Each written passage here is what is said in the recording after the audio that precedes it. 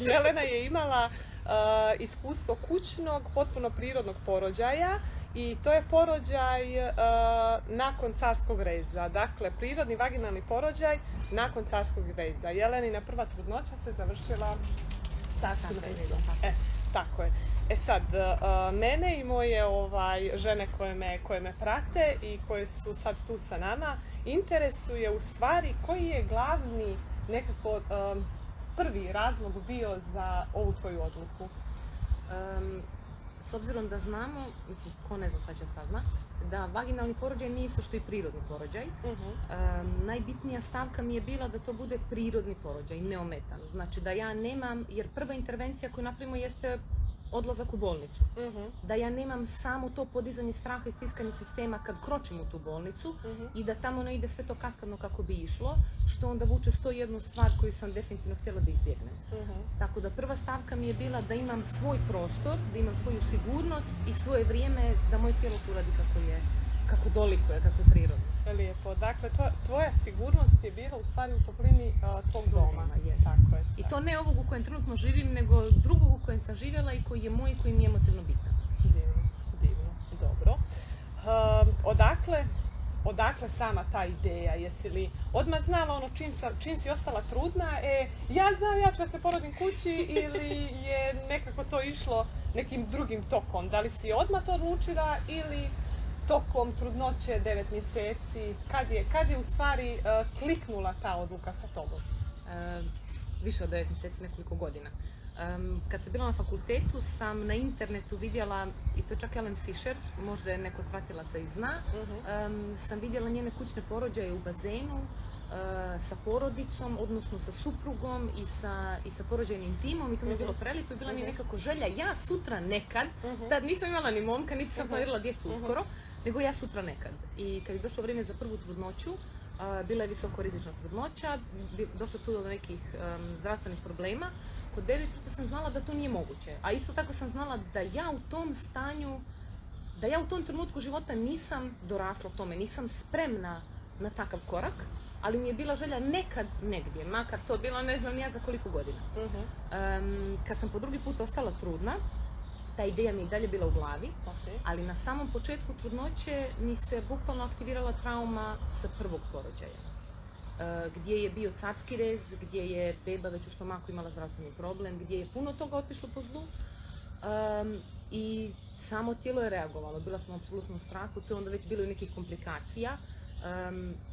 Kod nas ljudi previše ne znaju o tome, ali uglavnom ono što nam se dešava na tijelu i u tijelu, znači kad imamo neke zdravstvene probleme, ispod toga se uglavnom krije neki emotivni problem koji je probudan.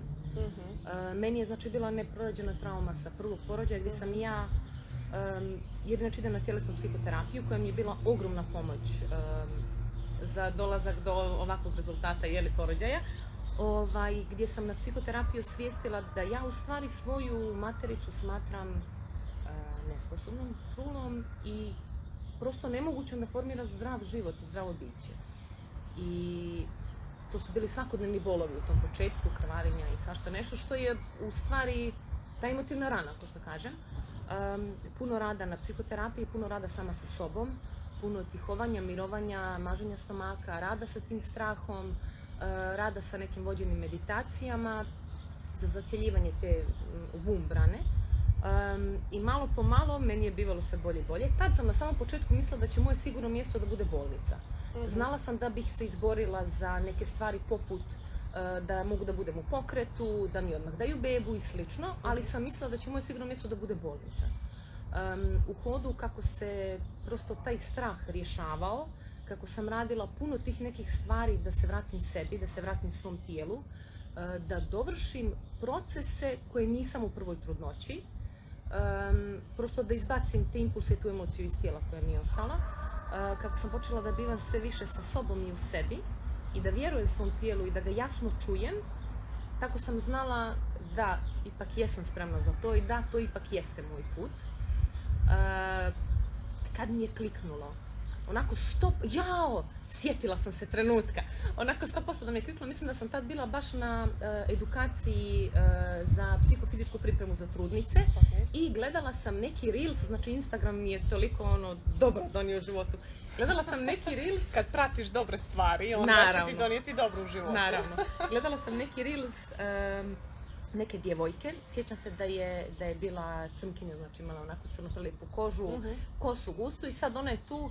Da li je baš bila scena rađenja ili ne, nisam sigurna, možda i jeste. Ali se izgledala kao boginja, vjerujem. Jeste, da. I bila mi je toliko moćna i toliko u sebi i sjećam se trenutka da sam se sva naježila i da sam osjetila iznutra ja ću kući da rodim i to je to. Znači to će da bude tako.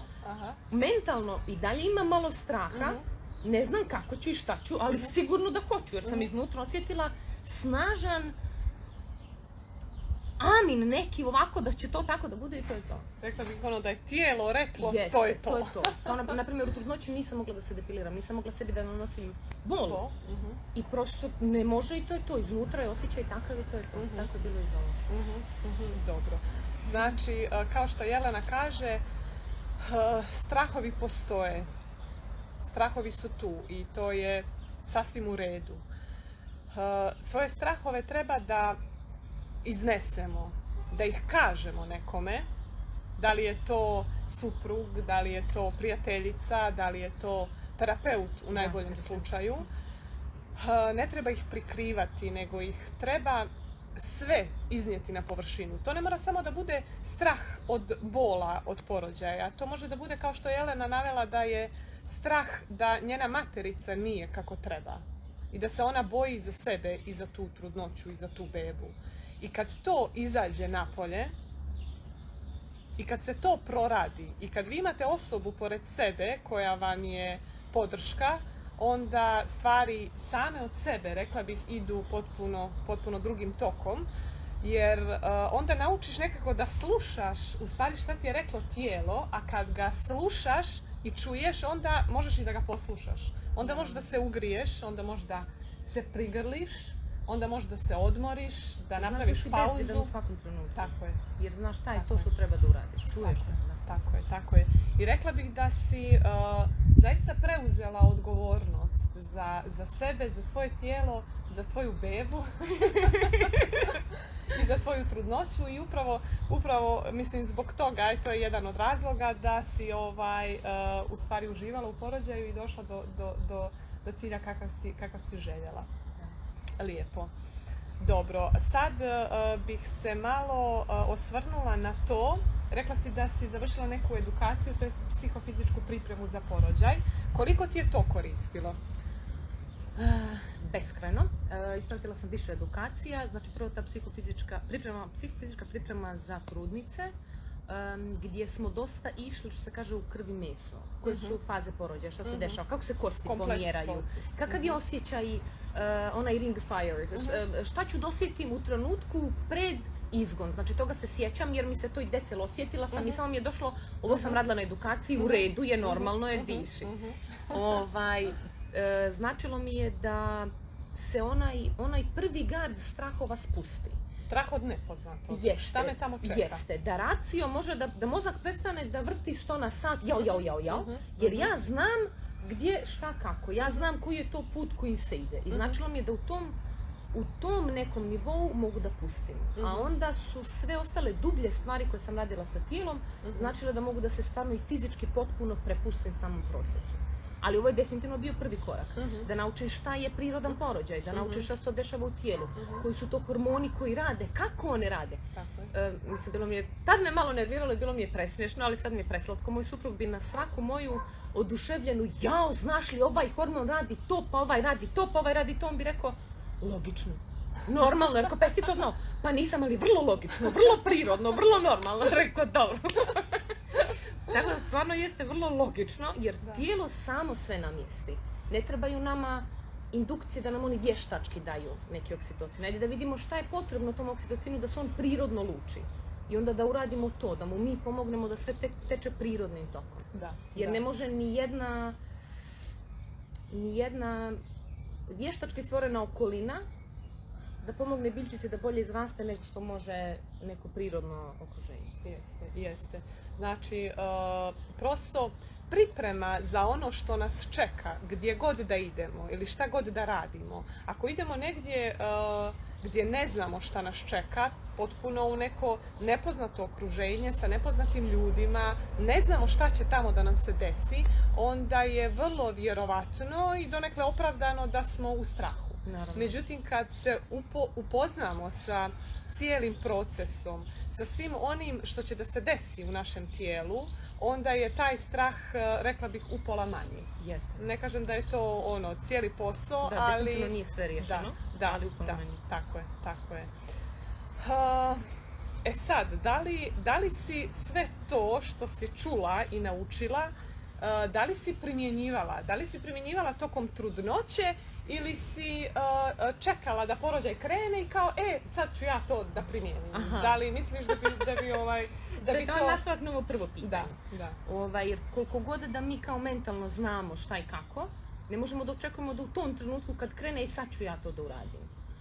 Naprimjer, evo odmah konkretan primjer šta sam čekala.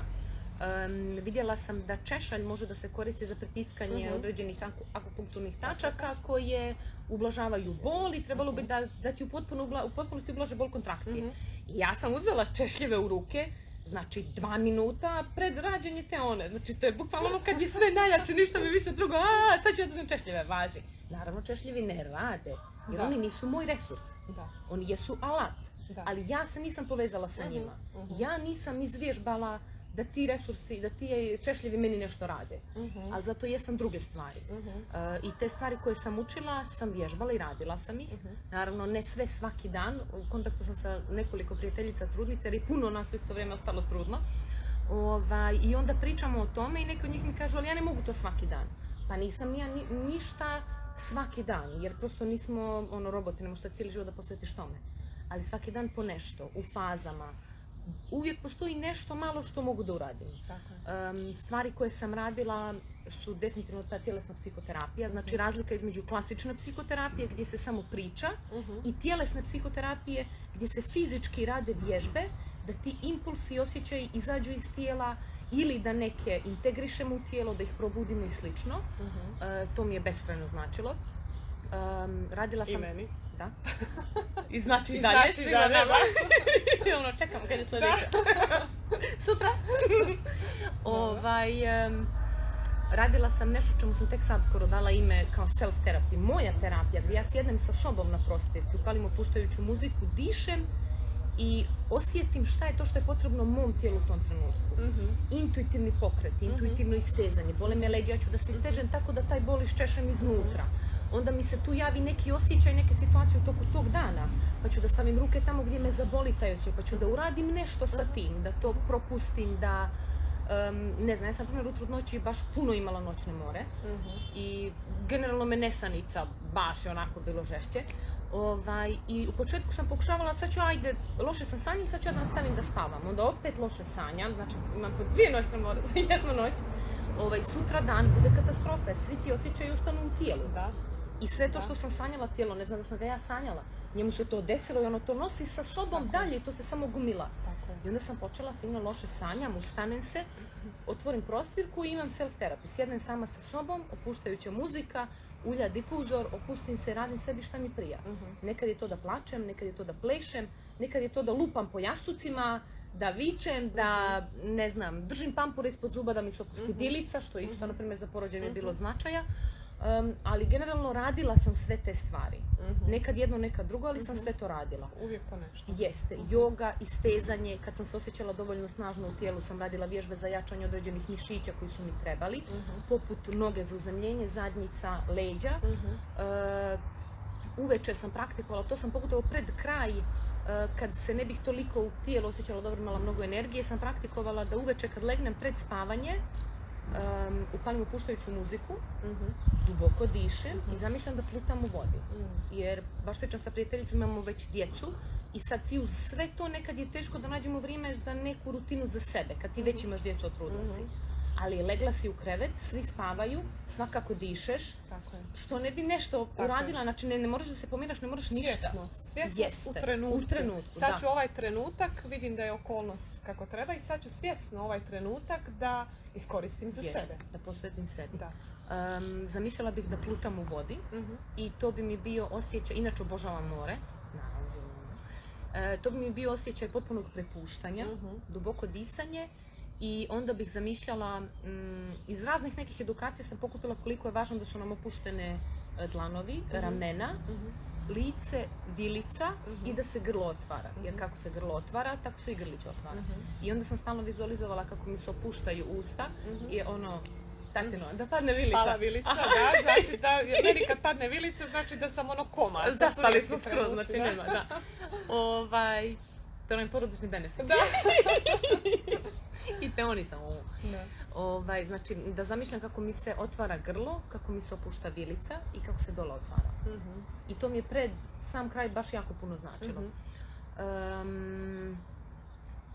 Puno sad nekih zanimljivih stvari koje bih kao mogla da se sjetim. Rekla bih, nekako da sumiram sve što je Jelena rekla, puno je tu znanja i informacija.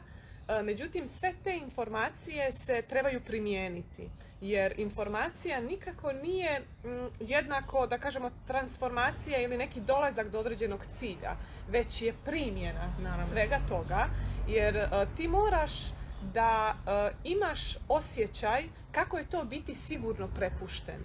Da bi tokom porođaja, znači tvoje tijelo mora da ima osjećaj sigurne prepuštenosti. Kako bi tokom porođaja moglo slobodno da se prepusti potpuno prirodnom procesu. Pogotovo tada kad se sve to dešava i kad ti se dodatno dignu se neki alarmi. Da. I ne samo da... I da ti znaš šta je to što je za tebe sigurnost. Da ti znaš koji su to tvoji resursi. Znači da znam ja kako da sebi podesim atmosferu. Da ja znam i da moj partner koji je sa mnom zna šta je to što meni prija. Gdje je dodir. Koje su stvari na kojima radimo. Prosto da možemo se ispratiti. Jedna jako važna stvar koju nisam spomenula među ovim alatima jeste trbušni ples za porođaj. To kad sam prvi put pročitala mi je bilo kao trbušni ples ovolikim stomakom. A ono tresi mile dok se ne rodi. Tako je bilo. I to mi je najviše omogućilo da mi porođaj bude bezbolan. Jer mi stvarno porođaj jeste bio bezbolan. Bila je jedna kontrakcija u autu koja mi je bila bolna zato što sam se stiskala jer sam stisnula zube. Nisam imala prostora da se krećem i stisnula sam zube i već sam počela i onda je Petar koji vozi ponavljao, masirao mi ruku i ponavljao opusti se, diši, ovako mi je tu me brčkao, da se opustim i čim sam se vratila opuštanju i svojim resursima i alatima, to više uopšte nije bio bol, bio intenzivan osjećaj. Ok, tu smo već prešli na neku sljedeću stavku o kojoj sam htjela da pričam, a to je podrška. Međutim, u stvari, naglasila bih to, sve ovo što si ti ispričala, to su ogromni resursi koje vrlo vjerojatno svako od nas ima, da li je to okolina, da li je to nešto u sebi, ali primjena svih tih resursa u stvari čini da se vratimo u tijelo. Život je danas takav da smo puno u razmišljanju i glava nam radi 100 na sat. Znači, sjedimo ovdje, radimo jedno, a u stvari smo već razmišljamo o tamo nečemu šta ćemo da uradimo sutra, preksutra ili za sat ili za 2, ili se kajemo zbog nečega što je bilo u našoj prošlosti, pa zašto to nismo uradili i nikad nismo sada i ovdje.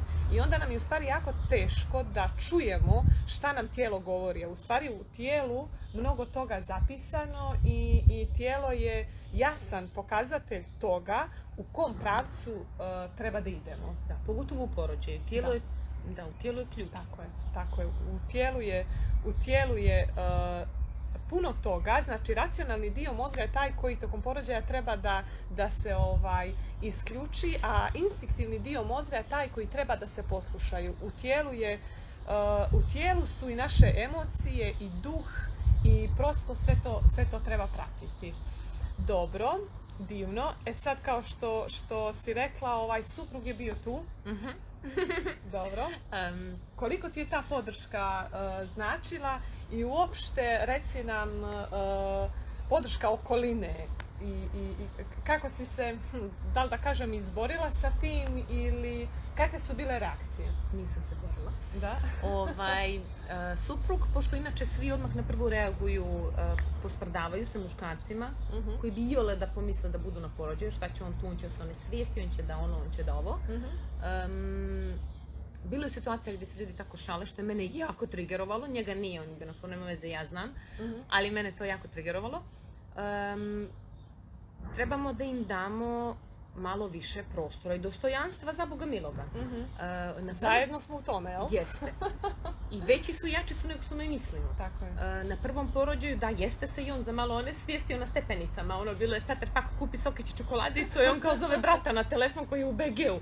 Samo da mi budeš tu. Ali za drugi porođaj on se spremio. On je svom psihoterapeutu na početku trudnoće rekao mi planiramo kućni porođaj i meni treba tvoja pomoć, da ja imam emotivni kapacitet da mogu to da iznesem. I on mu je rekao, naravno, neće ona da rađa i da vodi računa o tebi. Da. Tako da on poprilično radio na svemu tome, znači radio je prosto na tom emotivnom dijelu da bude više u sebi i sa sobom i da bude bolje. Jer samo kad smo mi dobro možemo da iznesemo kako stresne situacije, tako i one lijepe. Jer puno puta mi za lijepe stvari nemamo kapacitet da ih iznesemo. Radio je na tome, radio je na edukaciji. Ovu psihofizičku edukaciju on ispratio sa mnom, apsolutno sve je slušao, jedna slušalica meni, jedna njemu. Pratio je, čitao je knjige za dule i partner na porođaju čitao je knjigu, da, audio knjigu je skinuo, ovolika knjiga. Skinuo audio knjigu i slušao svaki dan, tako da se stvarno spremao. I ono što je meni najvažnije, pričali smo o svemu, pričali smo o svojim strahovima. Ja sam znala koji je njemu najveći strah što se svega toga tiče i stvarno sam zahvalna što je on uprkos tom strahu se potrudio da bude tu i da mi drži prostor za nešto što je meni važno, što je ubrzo i njemu postalo važno. Jer nam je sam taj čin zajednički apsolutno promijenio život i produbio odnos više nego išta na svijetu. I on sad sam ide okolo i svima ovako priča redom, kaže, ali ja moram to da kažem, ja to ne smijem da čutim, to moram svima da kažem sad. Tako je, to zaista mora da čuje što više ljudi. Tako da mi je on stvarno tu bio podrška od samog početka. I to mi je baš značilo i u trenucima u kojima bih ja posumnjala u sebe, on bi bio tu da mi stavi ruku na leđa i da me vrati i da me podsjeti da ja to mogu. Kako ovako u svakodnevnom životu, tako u samom činu rađanja. Kad smo bili na tvojoj edukaciji, bilo je dijelova koja je bila u periodu kad sam ja već rodila, ali sam je slušala retroaktivno kao u svrhu integracije porođaja. Bilo je dijelova gdje se baš pričalo šta je to što partner treba da radi u toku trudnoće, na koji način da zbrine ženu, da joj skine puno nekih svakodnevnih stvari sa nje, da ona može da se opušta i da se prepušta. Onda sam mu stalno slala poruke bravo. Tako da je stvarno bio ogromna podrška na svim nivoima. Tu sam imala podršku Dule, moje sestre, koja je bila jedina osoba iz realnog života koja je znala kakvi su nam planovi. I moja drugarica Maja, koja inače živi u drugom dijelu svijeta, ali je došla da bude tu na porođaju da nam pomogne. Ona još nema djece, ne zna ništa o tome. S nama se edukovala kako bi se pripremila, kako je to ne bi bilo strašno. Ona je sad već spremna, znači Maja, ako si tu spremna. Gledala je filmove isto da bi se pripremila, da bi znala šta je čeka. I sjajno je to iznijela, prosto veliki je čin za sve one koji su tu, stvarno ogroman.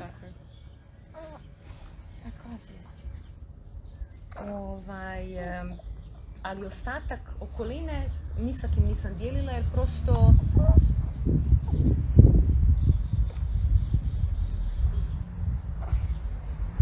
to je bilo nešto moje, intimno, ranjivo, što sam htjela da zadržim samo za sebe. I htjela sam da taj svoj već ranjiv prostor očuvam svetim i sigurnim.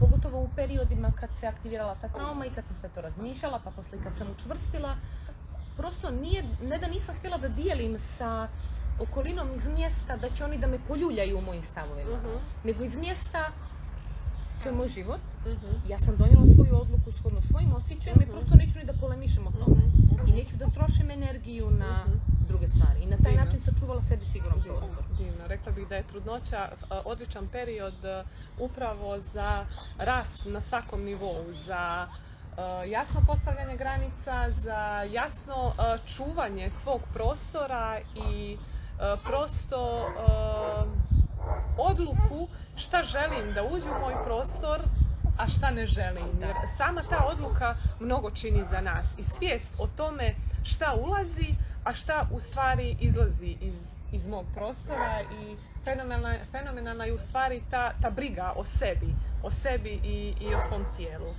Ok, ajde sad da pređemo na sam tok porođaja. Kao kad je počeo do samog kraja. Evo samo, ono kad krene nesting faza, pa kao sređujemo kuću. Da.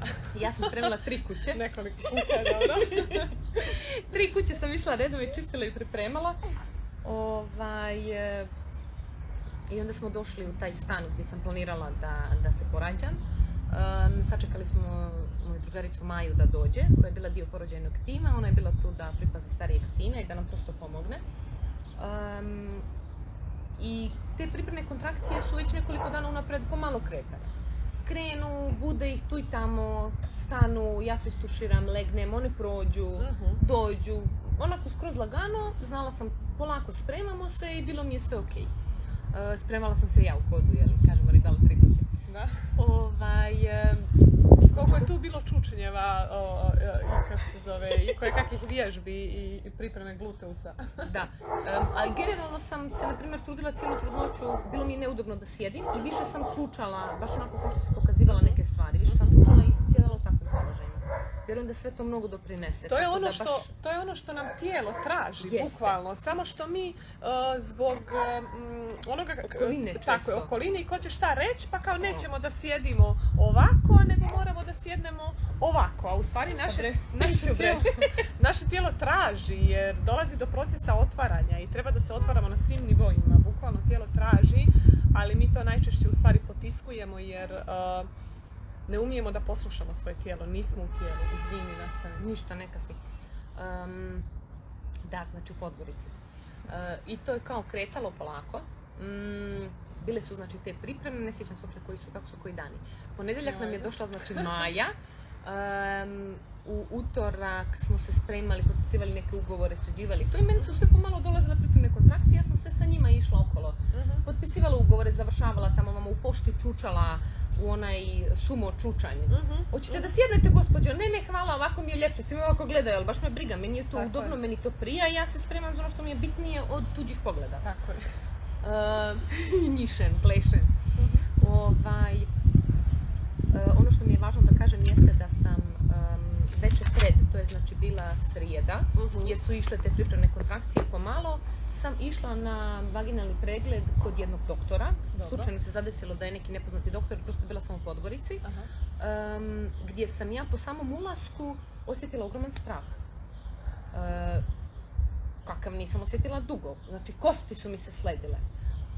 Možda je to fin čovjek, ono stvarno ništa loše, ali je meni on bio toliko strašan, imao je ožiljke po licu, spuštene kapke. Meni je to bilo prestrašno i bile su 2 stolice i meni kaže, gospođo, sjednite. Ja znam da sam ja ovako sjela, skamenjena i pokušavam da očitam koliko mi je udaljen Petar.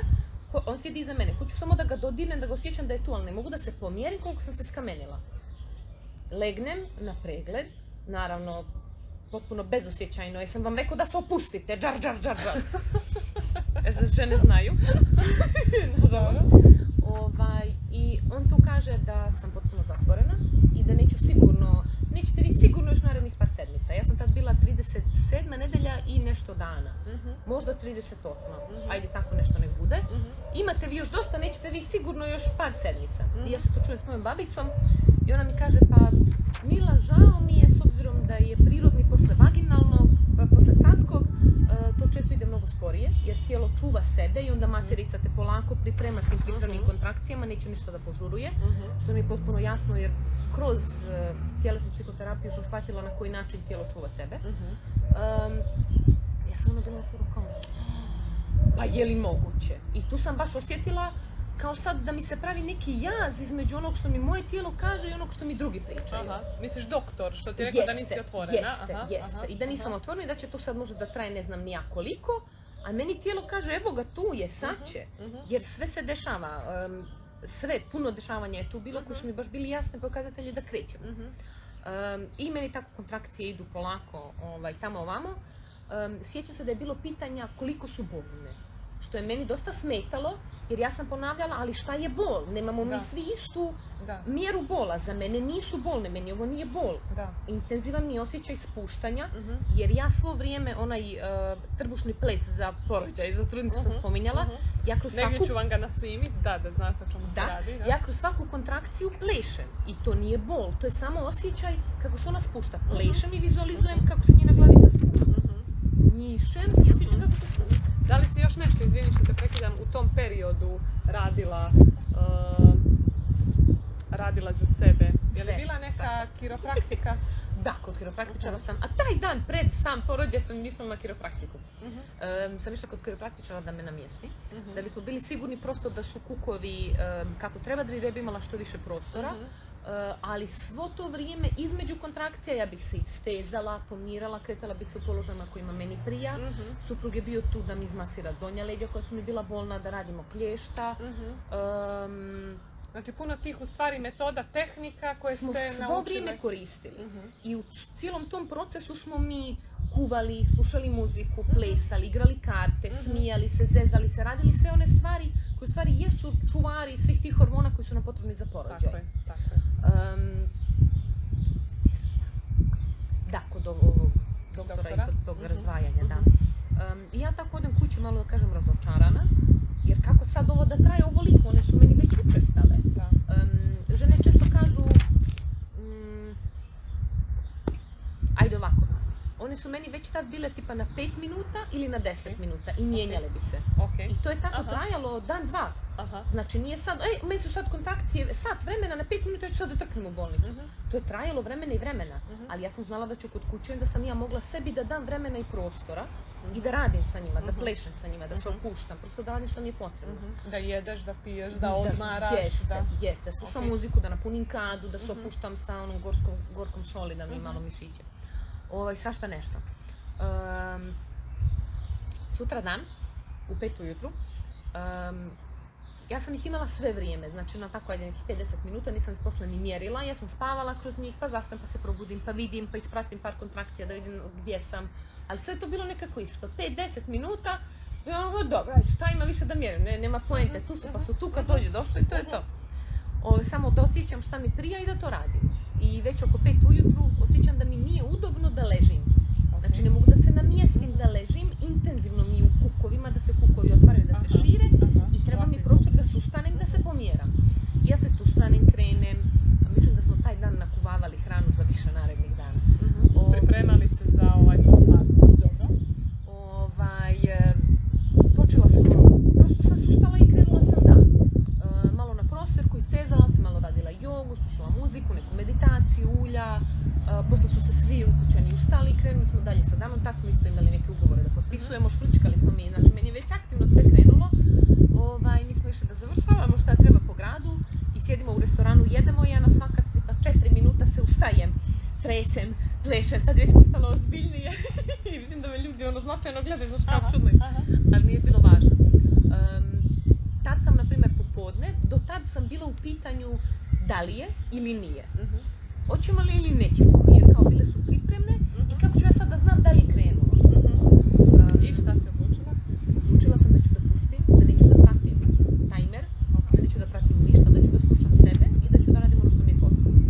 Jer sam shvatila u jednom trenutku da samo praćenje aplikacije i kliktanje mi unosi nervozu i da mi je prosto presija i da ću prosto to da pustim. Javila sam babici, ja ne znam kad će, ali krenulo je zasigurno i to je to. Ona je krenula? Jeste. Prosto sam pustila telefon i prepustila sam se svakodnevnom životu, uživanju s njim. Igrali smo puno, bojali smo, ja sam bila na lopti, plesali, družili se, tako, prosto bilo je neka onako opuštena atmosfera. Što je ono što mi je bio cilj, da može porođaj da teče prirodno i neometano. I oko 7 sati zakažemo mi još jedan vaginalni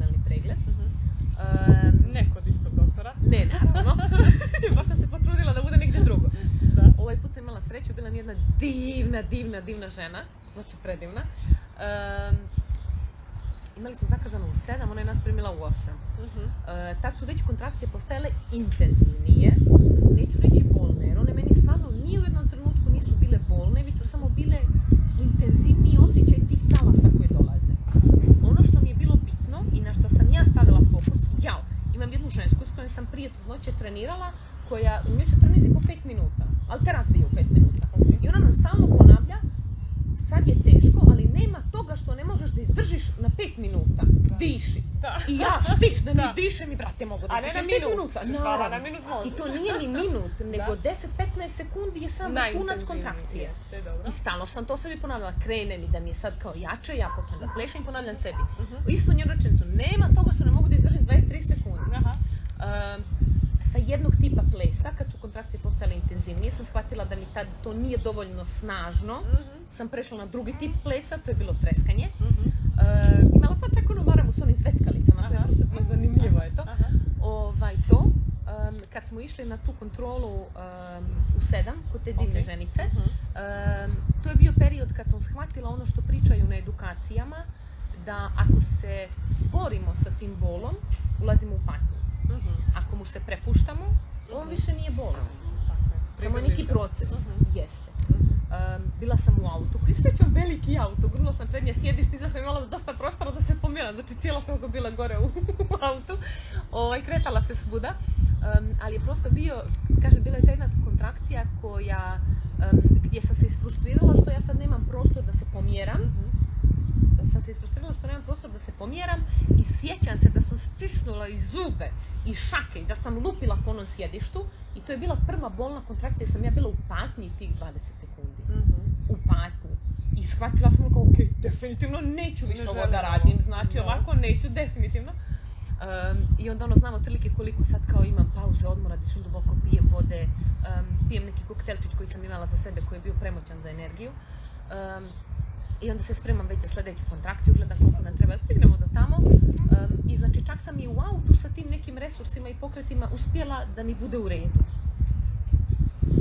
Kad sam sa tom jednom shvatila šta je kad ne radim to, onda smo došli tamo, čekali smo red bukvalno sat vremena gdje sam ja svo vrijeme u hodniku bila tu za sebe, plesala, išla u WC da se umijem, istezala se i slično i one me žene gledaju, one vidu da se meni nešto dešava, one ne shvataju da sam ja u porođaju, da ću ja sad da rodim. Kao šta ćeš tu? I ja ušla unutra kod doktorice, sad ja joj pričam šta i kako i sad trebam da se pokrenu na stoju, rekao, samo trenutak. I ona me sad gleda, nije jasno šta i ja već počinjem da treskam, da plešem, jer mi kreće opet kontrakcija. Ona gleda, gospođo, da imate kontrakcije? Ja rekao, da, i na koliko? Rekao, na 3 minuta. Lezite! I ja sad legla i ona me pregleda, kaže, Grlić, sve zbrisano, spremni ste, idemo gospodine pravu bolnicu. On je ovako gleda, kaže, pa, mislite, za jedno 3-4 sata? Ona kaže, ne, ona će sada da vam rodi, za sat vremena. On je gleda u šoku, kao pravu bolnicu. Imate spremnu torbu? Imamo. Imamo i kao idite odmah, važe. I mi krenuli. Molim, Vlado. Ćemo vidimo šta kažete, Onica.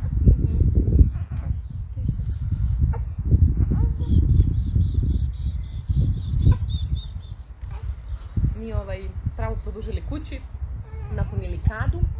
Nije mi bio plan da se porađam u kadi jer je mala, nema dovoljno mjesta, ali mi je prosto bio plan da se malo opustim u toploj vodi. Dobila sam napitak, tamo smo čuvali kraljicu. Podrška. Jeste. Tad sam krenula da koristim te češljeve. Ajde. Znači napunili kadu, spremili se, znači ja sam na kontroli bila u 8, ona je bila na foru da ću sigurno u narednih sati po vremena da rodim. Što stvarno jeste bilo tako, znači tačno u sati 25 ja sam nakon toga rodila. Eto. Napunili kadu, malo sam bila u kadi, tad sam krenula da koristim one češljeve i onda sam bila na foru hello, naravno da neće da rade kad ih prvi put uzimaš u ruku. I onda tad sam već osjetila da mi postaje intenzivno, da se sam čin približava i tu je bio jedan trenutak u kojem je krenula da me hvata panika. To sam htjela te pitan, da li je bio neki trenutak gdje si posustala i rekla sebi da li bi možda pobjegla, da li bi uradila nešto drugačije, da li... Da te čujemo, da? Da, i Petar koji stoji tu, mi smo inače to sve dešava u WC u našem stanu. Porođajni tim je u drugom dijelu stana jer je stan bukvalno iz 2 dijela, kao 2 stana. Mi smo u našem dijelu gdje smo htjeli da budemo sami nas dvoje, oni su u ostatku stana. I ja ga šaljem da donese torbu sa svim potrepštinama, one profiterke što stavljaju na pod. Pa ga pošaljem i onda mu s hodnika vičem, ne, dođi. Idi, dođi. To je tako nekoliko puta kao, pa šta da radim sad? To mi je bilo baš zanimljivo. I došao je trenutak gdje je taj osjećaj postao toliko velik, veći od mene, da, došao mi je strah i došao mi je kao talas me preplavio, ja ovo ne mogu, ja neću. Ja mu kažem, ja ne mogu, ja neću. On kaže, ali šta ne možeš, nema šta da nećeš. To je već bilo bukvalno pred sam izgon. Mi kaže, samo pusti tijelo da uradi svoje. Stvarno je znao šta da kaže i šta da uradi. Čarobna rečenica u pravom trenutku. Da, šta da kaže i šta da uradi u kojem trenutku. Ja sam se bukvalno naslonila njemu oko vrata, gledala sam ga u oči. U tom trenutku sam osjetila propadanje, gdje sam ja imala osjećaj da sam se ja toliko jako oslonila na njega da smo mi do koljena upali u pod. To je bio moj osjećaj. Nakon toga sad, kad smo mi sve integrisali, ja ga pitam kakav je njemu bio osjećaj, sam li ga stvarno pritisla, on kaže ne. I on nije imao takvu percepciju. On naravno imao svoje druge utiske, gdje mi je jako značilo što je tu. I sam taj pogled gdje je bio, hvala psihoterapiji, gdje je bio toliko tu kao nikad. A on je, ovo je važno sad da naglasim, on je shodno svojim ranama iz djetinjstva i shodno svojim životnim iskustvima bio osoba koja je bilo jako teško da uspostavi eye contact, znači pogled u oči i da bude prisutan i da stvarno može s pažnjom da bude tu sa tobom. Kažem, kroz tjelesnu psihoterapiju puno toga proradio i ja u životu nisam vidjela osobu koja je u trenutku više tu. On je bio 100% tu i bio je 100% spreman na šta god. Sjećam se da smo se oboje pomolili Bogu. Ja sam rekla, Bože, samo nas čuvaj. Da, bio mi osjećaj u kukovima kao da su mi kukovi u cijelom WC-u su se raširili. Eto, toliki su. I tad sam znala da je to. Ja nisam gurala, znači nisam imala, kako se obično kaže, napone, jel? Kao sad ja da guram namjenski, svjesno. Ok, to, da. Izgorivanje. Da. Proradio je FER refleks, odnosno fetal ejection reflex, gdje materica sama istisne bebu. I sjećam se da kad je bilo to prvo propadanje, da sam bila potpuno u šoku da se to samo dešava, ja sad tu ne mogu ništa. Znači to se dešava i šta ću ja sada radim? Ništa mi nije jasno. I to je bio trenutak kad mi on rekao, samo pusti tijelo da uradi svoje. Tad se sjećam da mi je, unazad. Da. Ono gdje sam rekla da ja ne mogu i da ne znam i da neću, sam se u tom trenutku sjetila da smo na edukaciji pričali da pred samo rađanje bebe većini žena dođe osjećaj da one to ne mogu i da one neće. I da uglavnom ja ću da umrem. Da se javlja taj osjećaj, kao ne mogu, preteško mi je umirem. Da. Ja sam bila samo na furu, ja neću, ja hoću sad da je progutam, razumiješ, ja ću sad da je vratim, neću da rađam, neću. I tu je on rekao tu famoznu rečenicu da samo pustim tijelo, evo viš taman stojim, to se tako namjestilo. Šta se radi? To je taj položaj, dobro. Da, bila sam u stvari u tom položaju, to je bio trenutak gdje mi se javila ona situacija kao wow, tu kad sam ušla u patnju. Bila sam na ivici iz mjesta da ja sad ne znam šta ću da uradim. I misliš da je Petar bio taj u stvari koji me vratio? Jeste, koji me vratio tu, koji me podsjetio da pustim tijelo, koji mi je sve masirao ruke, radio mi ovo kako bi opustila lice. I ja sam samo disala, potpuno se prepustila, Petar ime mu kaže stijena, skroz se onako se otisnula na njega i materica nju istisnula u 2 napona. Mi smo onako bukvalno oboje provirili, ona je već virila i samo je fučnula, znači nije mi ni fukao vodenjak, nego zajedno sa njom, dok se rađala, što bi prirodno i bilo tako. Prosto u bolnici rade drugačije iz iz drugih razloga. I tan, rodila se Teonica. Da, oboje smo je dočekali, sigurnim rukama, nježnim. I tu smo onako sjeli u WC i ponavljali uspjela si. Jest. Gledali je kako je prelijepa. Divno. Sačekali smo, da, ovo su sad kao neke važne stvari, znam da se puno žena plaši rađanja posteljice. Tijelu je samo potrebno vrijeme, to je potpuno prirodno kao i sve ostalo i kao i za sam čin rađanja, samo mu je potrebno vrijeme. Treba mu ga dati. Jeste. Stavila sam odmah peonicu da sisa. Sad bi Petar dodao još po nešto. Da i on sisao. Za brže skupljanje materice, da, to je bio predlog odmah babice, da stimulacija bradavica i masiranje stomaka ledom i prosto dati vremena.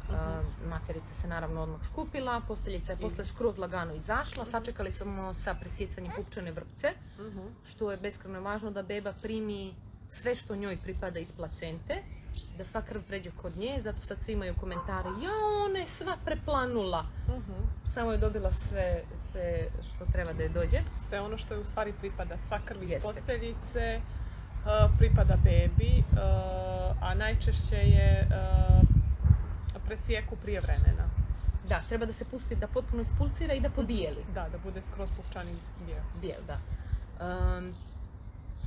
Ništa, onda su me prevukao me Petar u vecima, mislio nam je sve da nam je toplo, da nam je udobno.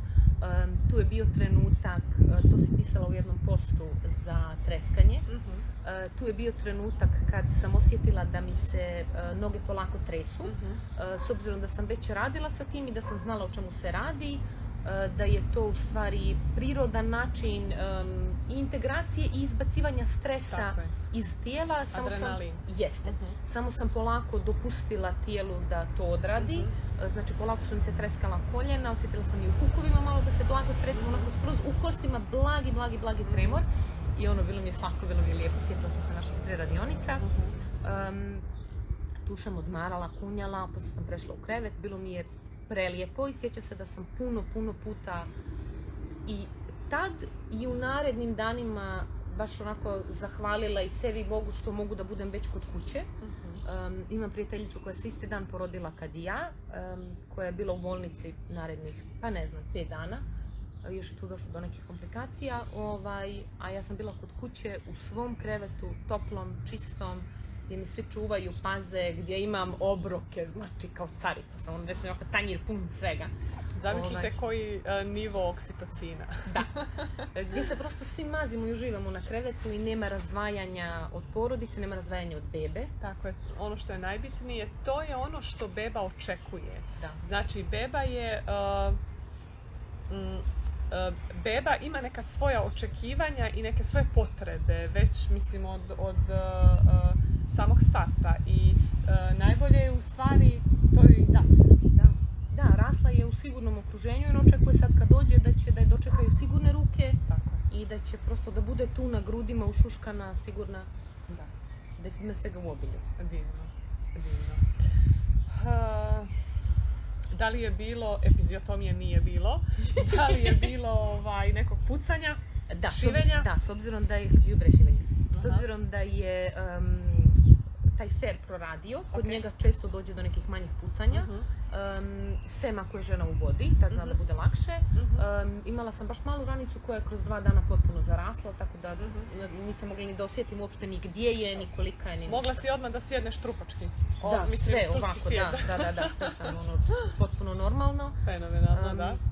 Kroz par dana sam osjetila potpuno vraćanje energije, što je bilo prosto zbog svega toga, ali uključujući i ishranu i sve, i prosto da sam bila tako izbrinuta i pažena i divno. To je u stvari taj period gdje je zaista to mami i bebi potrebno i u tim danima one treba da uživaju, da su prepuštene, opuštene i onako zadovoljne na svakom nivou. Zbrinute. Divna priča, čujem je, kako se zove, po ko zna koji put, ali u stvari je iz strha toga, eto ne znam kako se ti osjećaš, kad svaki put iznova pričaš o tome, u stvari tvoje tijelo sve to integriše i to je ono što mu je u stvari potrebno. Prijeko potrebno. Meni je, na primjer, ostalo da sam dugo, jer prošlo su 2 mjeseca, da sam dugo, s obzirom da kažem, ajde, dosta sam povezana sa tijelom i osjećam ga, intenzivno sam imala osjećaj otvorenosti i ranjivosti. I baš sam se onako trudila da budem nježna prema sebi. Da. I najbliži okolina je stvarno isto, da kažem, imala obzira sa tim. Šta sam pitala? Ne znam da li je bilo pitanje ili si prosto se samo nadovezala na moju priču. Ali se prije toga nešto je bilo što sam htjela da kažem. Ne znam.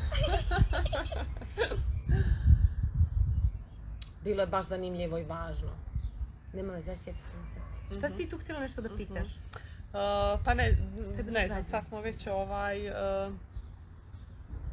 došli do kraja te neke Jelenine lijepe, predivne porođajne priče, da su otprilike, da, integracija, tako je. A htjela sam da se nadovežem na to, ista je stvar i sa ženama koje nisu imale baš neko lijepo porođajno iskustvo. Isto treba da pričaju o tome. Tad je još važnije. Tako je, da prosto to sve izađe, da nađu nekoga ko će da ih sasluša i samo bude tu. Znači, to je nevjerovatan osjećaj olakšanja, jer ako to, porođaj je definitivno čin koji ćemo pamtiti čitav život. Htjeli mi to ili ne. Možemo mi svjesno... Tako je, ostaju u svakoj našoj ćeliji, u svakom našem molekulu tijela, bukvalno.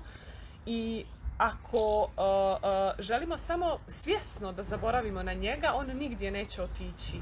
Uvijek ćemo kroz život nositi taj osjećaj. Zbog toga je potrebno pričati o tome, dijeliti to iskustvo sa nekim, jer na taj način izliječiš sebe i svoje tijelo.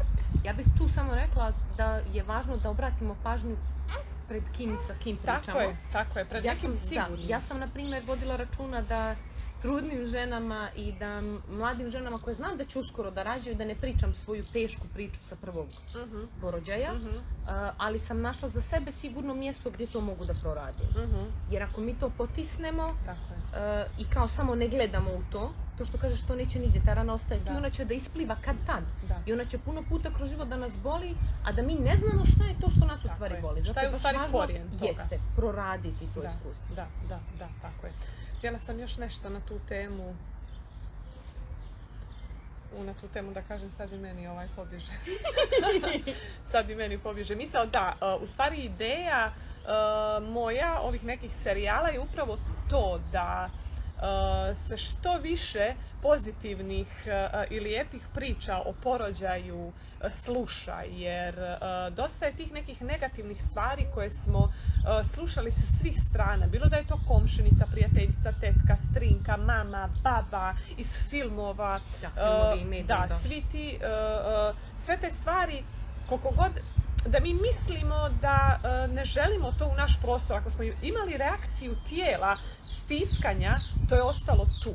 Znači, taj osjećaj je ostao u nama. Tako da nadam se da ste tokom ove naše priče imale neke druge osjećaje u tijelu. Na jednom od storija sam vas pozvala u stvari baš da primijetite šta je to što osjećate u svom tijelu dok Jelena priča o svom predivnom iskustvu, jer vjerujem da su to lijepi osjećaji i zaista bih željela da ukoliko ima trudnica među vama, da sa tim osjećajem idete dalje kroz trudnoću i kroz vaš porođaj.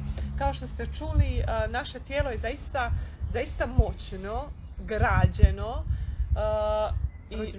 Rođeno da rodi. Da, čim porođaja pripada nama ženama. I evo šta znam, za kraj da čujemo te neke formalne stvari nakon kućnog porođaja. Kakva je procedura sa doktorima, sa bebom, sa prijavama, šta se radi po tom pitanju? To je u stvari mnogo lakše nego što mislimo. Mi prvi smo mislili da će to da bude komplikovanije. U stvari samo potrebna izjava 2 svjedoka. Da su bili tu i da se stvarno desio kućni porođaj. Izjava ovjerena kod notara. Jeste, ovjerena kod notara. Potrebna je izjava oca i majke, da su oni biološki otac i majka tog djeteta, rođenog tad i tad. I potreban je izvještaj od ljekara, to može da bude i privatni doktor, mi smo tako radili. Misliš pedijatar ili ginekolog? Da, pedijatar. Ginekolog? Ne, ginekolog nije potreban od nas, srećom. Dobro. Samo pedijatar, prosto da kaže beba rođena tad i tad, zdrava, u kućnim uslovima i prosto to je to. Znači potrebno je da je neki pedijatar pregleda bebu? Jeste. To je to. sa tim papirima se ide u MUP. Ide se u MUP, tamo se prijavi beba i posle sve ostalo funkcioniše potpuno normalno kao i sa svakom drugom. Dobro. I evo za kraj u jednu ili dvije rečenice šta bi poručila ženama koje nas slušaju i gledaju, našim divnim trudnicama? Šta je to porođaj? Kako si ga ti doživjela, preživjela i šta bi im u stvari rekla ako bi to morale biti neke dvije rečenice sa čim da idu dalje? Da se povežu sa svojim tijelom i da mu vjeruju. Ako taj prvi dio ne mogu, da rade sa tim, da vide zašto i da rade sa tim i potraže podršku. A onda nakon toga da se prepuste procesu. I to je prosto to. Znači nema dalje, samo se povežeš sa tijelom, vjeruješ mu i prepustiš se procesu i na konju si. Divno. Hvala ti puno. Molim. Hvala vam puno i do sljedećeg gledanja. Ćao!